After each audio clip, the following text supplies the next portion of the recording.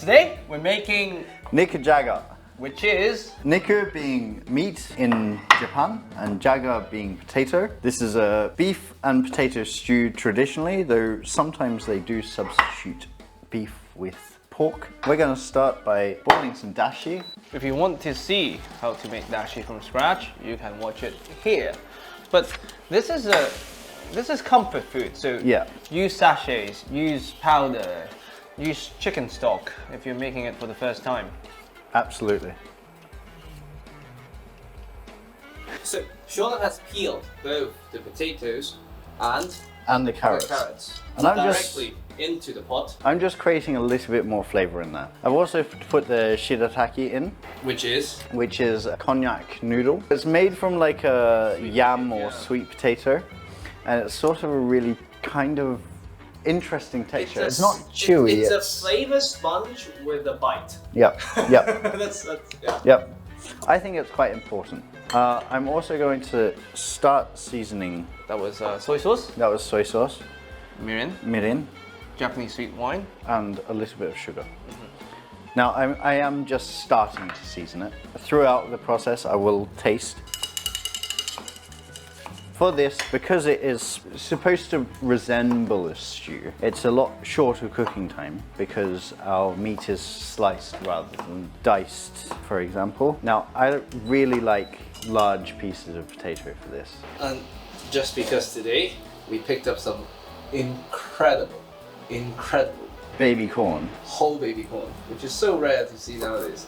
And you take off the outside leaves far enough to the point where you can tell that they're tender. And then I can sort of feel where the corn is here by pressing down on it. And I think corn, because it's actually a cereal, is something that you can cook for quite a long time. So I'm going to chuck them in now. So corn in, Potatoes in. potatoes in, and it's in the name, Nikujaga, jaga, potato, lots of potato.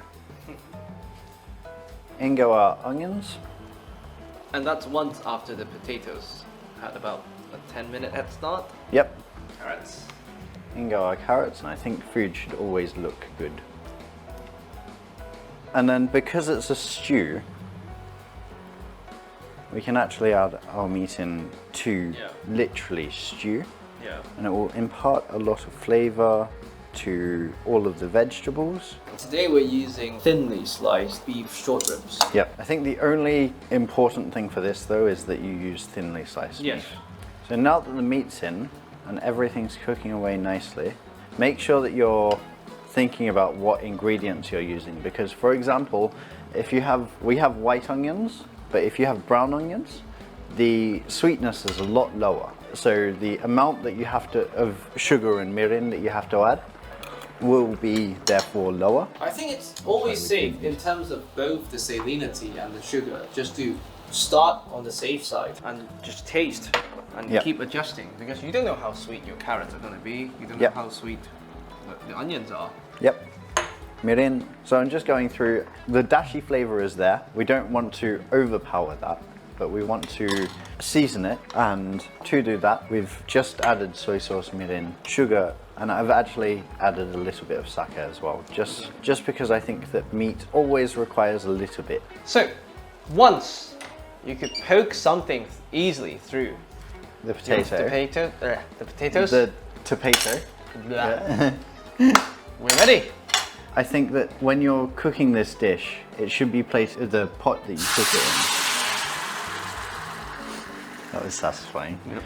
Oh yes, my favorite part. When I was a kid, that was literally my favorite thing to eat. Might go one more ladle of sauce. Yep, that's done. That looks good, doesn't it? That's beautiful. And that's it.